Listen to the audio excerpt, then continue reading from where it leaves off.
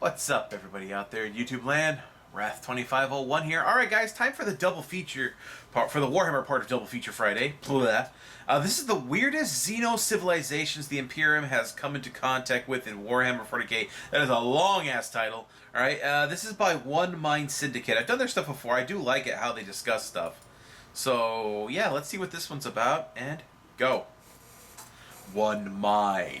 Welcome back to another episode of 40 Facts About the 40k Universe. I am your host, Gershon, and today we're going to be talking about the Xenos species known as the Megarachnids. If you're new to the channel, subscribe. We post Warhammer. Sounds like some kind of Tyranid. Every single day. If you have any suggestions about any other topic of Warhammer 40k, please comment down below. Enjoy our content. How about the thing about the orcs coming for Angron's ass? Link in the description if because they are. Support. They're coming for his ass. Let's get into 40 facts on the Megarachnids. Early in the 31st millennium, the Imperium of Man encountered the death world of Eurosarek. It was the 20th world encountered by the 140th Expeditionary Fleet, a contingent of the Blood Angels Legion. It was commanded by Captain Kittis Frome.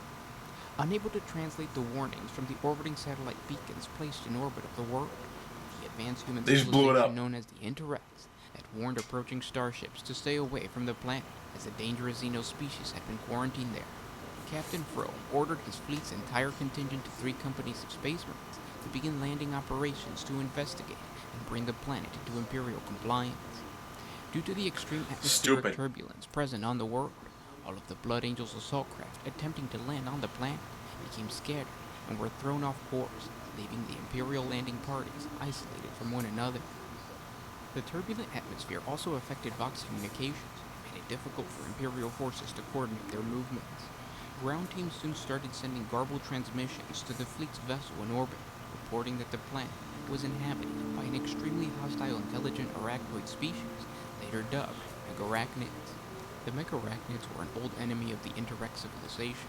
The Interrex was an ancient human civilization that merged with robots. To learn more about the Interrex, click on the link up at the top of this video. Oh, interesting. They had exiled the surviving members of the Megarachnids to the world they called Eurosarek as an act of mercy, rather than committing xenocide, as was standard policy for the Imperium. The Interrex stripped the Megarachnids of their interstellar travel capabilities, and to keep the aliens isolated on their new homeworld, the Interrex constructed weather-control devices that created powerful atmospheric disturbances and interfered with radio communications in the shape of large trees across the planet in order to deter vessels from landing on the Death World. As reports of horrific combat from the surface continued, the Xenos were described as too numerous and formidable to defeat without reinforcement. Just Tyranids. These creatures had 8 legs, with 4 legs used for locomotion, the other 4 ending in sword-like claws. Entire bodies were covered in an organically produced metallic substance that made their claws so hard that they were able to easily cut through ceramite of a Space Marine's armor. Their weapons proved so resistant even to bolter rounds. When this metal exoskeleton was breached, the Megarachnids bled gray blood and had pink flesh contained within their armored eyes. Did they taste like lobster? No visible eyes, but were somehow able to find prey in organisms they attacked. All communication was done through clicks made from their mouths, which was described as razor-sharp metallic pincers able to tear through ceramite just as easily as their blade-tipped claws. So bug Ugandan knuckles. The Megarachnids came in a variety of sizes and shapes. The Blood Angels encountered some that had wings, the ability to spin silk and spit cement, and enormous Megarachnids, also the size of Titans, who likely played the same role in their forces. It also appeared that the race followed those Megarachnids that were larger in size. The larger the Megarachnid, the more control he had. Not long afterwards, the Blood Angels made urgent distress calls requesting immediate reinforcement and extraction. The last transmissions received by the fleet of the 140th Expedition came from Captain Kittis Frome himself. He noted through clenched teeth, "This world is murder."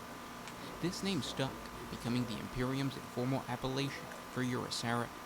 A company of Astartes from the 3rd Legion, the Emperor's Children, arrived in response to the Blood Angels' distress call. They made the same mistake during the initial assault as the Blood Angels. Of course they did. Their landing parties were scattered by the planet's powerful atmosphere. Because rather than bomb the ship from orbit, the Imperium was all, let's charge and hit it with our swords. As the Emperor's Children were about to be overwhelmed, a relief force of newly arrived Lunar Wolf Astartes, War Master Horus's own 63rd Expeditionary Fleet, began to land through the breach in the atmosphere. The Megarachnids assaulting the Emperor's children were scattered. Full-scale space marine assault on the hostile Xenos of murder began quickly. 10 companies of Lunawars, remnants of the Emperor's Children's Company, tens of thousands of Imperial soldiers drawn from the Imperial armies, Byzantine Janissaries, and several Equal Mortis Titans proceeded to level entire swaths of the grass-stalk forest and destroy every one of the atmospheric-altering trees they encountered, which steadily eroded Murder's atmospheric barrier. The War Master Horus, who commanded the Imperial assault from his flagship, Vengeful Spirit, was very That's pleased with the pre-Horus progress that was heresy. being made. Some consideration had been paid to initiating a withdrawal from Murder, now that the proper landing zone was available to allow an easy extraction of the crew. An unexpected visitor suddenly arrived. The Primarch Sanguinius had come to Murder to inspect the dead of his original Blood Angels landing forces that had been wiped out early in the campaign. With tears in his eyes, Sanguinius asked his brother God. Horus if he would join him in a campaign of vengeance against this foul Xenos. The War Master replied, "Yes, let us murder. Leading 5 companies God. of Blood Angels to the Imperial invasion force, Sanguinius fought alongside Horus against these aliens. Thousands of Megarachnids poured out of the forest and canyons of Murder in an endless way. Despite never retreating from Imperial assault, Megarachnids only continued to lose ground. By the 6th month of the campaign, it seemed that the Megarachnids would soon face extinction. A fleet deployed by the Interrex arrived in system to determine who had assaulted the Megarachnids' reservation world. Finding contact with highly advanced humans of the Interrex to be a more pressing issue that needed to be dealt with, Horus ended the campaign against the Xenos of Murder. Thus, the Megarachnids had been saved from extinction for a second time by their old enemy.